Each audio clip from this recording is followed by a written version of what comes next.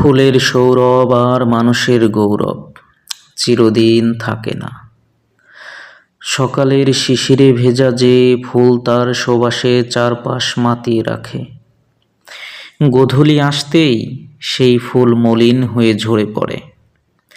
মানুষের রূপ আর দাপটও ঠিক তেমনি, সময়ের স্রোতে একদিন ফিকে হয়ে যায়।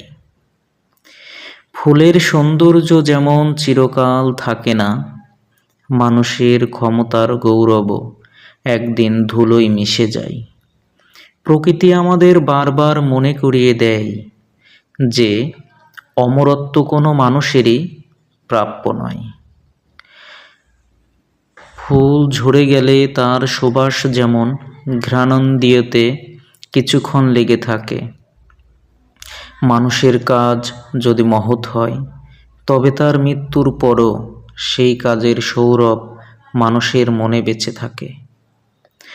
যৌবনের তেজ আর আভিজাত্যের অহংকারে আসলে শরতের মেঘের মতো, যা দেখতে সুন্দর কিন্তু ক্ষণস্থায়ী। আসল সম্পদ হলো বিনয়, যা সময়ের সাথে সাথে নষ্ট হয় না। তাই গৌরব থেকে ফিরে আসুন, অহংকার পতনের মূল, অহংকার থেকে ফিরে আসুন।